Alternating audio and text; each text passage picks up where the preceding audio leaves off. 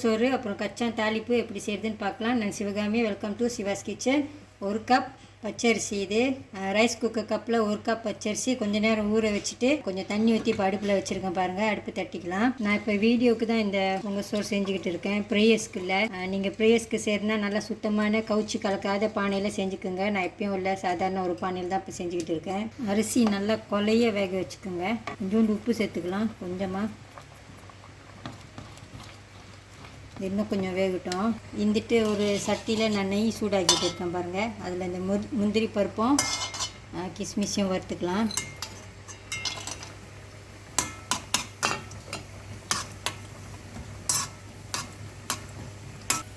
இந்த மாதிரி பொன்னிறமாயிட்டோன்னே எடுத்துருங்க.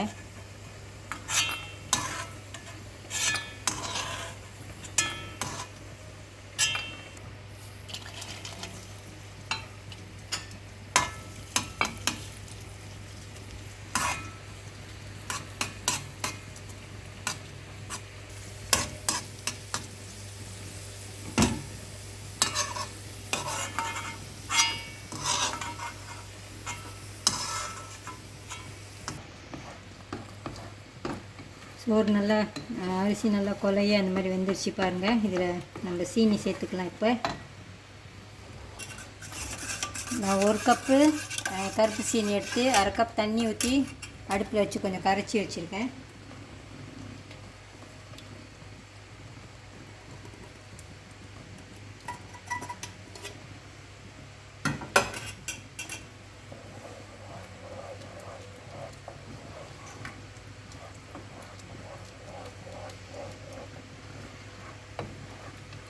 இது கொஞ்ச நேரம் வேகட்டும்.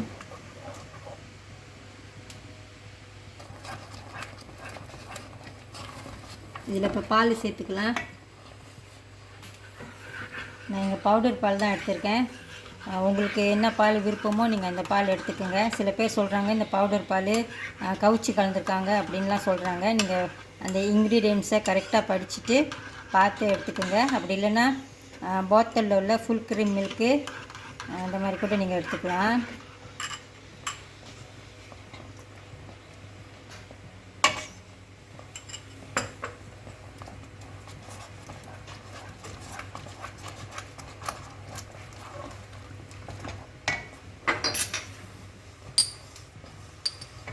கொஞ்சம் ஏலக்காய் பவுடரு,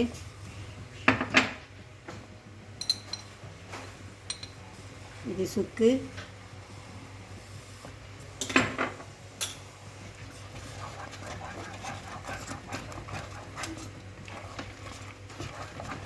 இன்னும் கொஞ்சம் திக்காகட்டும். அப்புறம் நெய் சேர்த்துட்டு அந்த முந்திரி பருப்பு கிஸ்மிஸ் எல்லாம் சேர்த்துக்கலாம். முந்திரி பருப்பு வறுத்த நெய் இருக்குது கொஞ்சம், அதை ஊற்றிக்கிறேன்.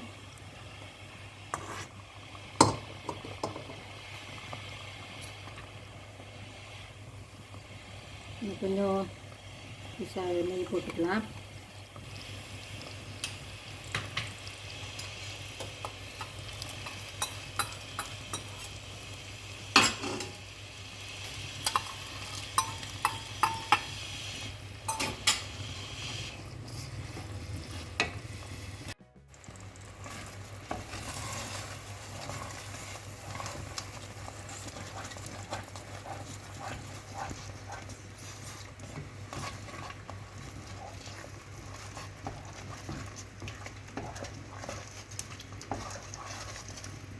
பொங்கல் சோறு ரெடி ஆயிடுச்சு. இது ஆறிட்டோன்னு இன்னும் கொஞ்சம் திக்காயிரும். இப்போ நம்ம அந்த கச்சானை தாளிச்சிக்கலாம்.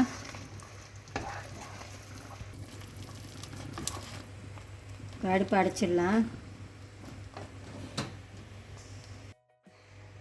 அடுத்து இங்கே கச்சான் எடுத்து வச்சுருக்கேன் பாருங்கள். இது இந்த மாதிரி உள்ள கச்சான், சின்ன சின்ன கச்சான். இது நேற்று ராத்திரியே ஊற போட்டு எடுத்து வச்சுருக்கேன். இப்போ இதை ப்ரெஷர் குக்கரில் போட்டு வேக வச்சுக்கலாம்.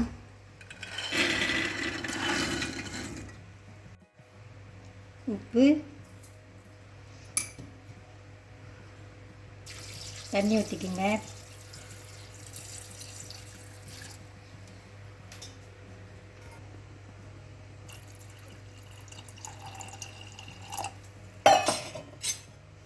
கச்சானோட தண்ணி கொஞ்சம் கூட வச்சுக்கோங்க.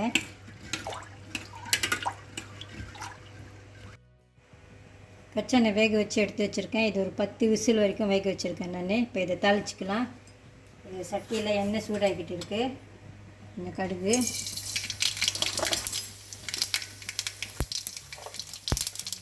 இந்த கருவேப்பிலை, காஞ்ச மிளகா,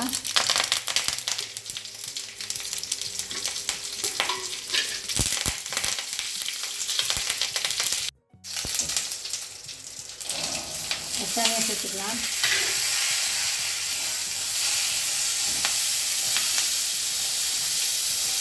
கச்சா வேகிறப்போ உப்பு போட்டு தான் வேக வச்சுருக்கேன். உப்பு சரியாக இருக்குது. இது ஒரு சிம்பிள் தாளிப்பு தான்.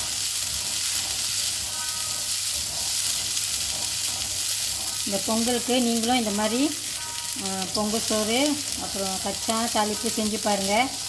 இந்த வீடியோ உங்களுக்கு பிடிச்சிருந்துச்சுன்னா லைக் பண்ணிவிட்டு ஷேர் பண்ணிவிட்டு சிவாஸ் கிச்சன் சேனலுக்கு சப்ஸ்கிரைப் பண்ணிக்கோங்க. தேங்க்யூ ஃபார் வாட்சிங்.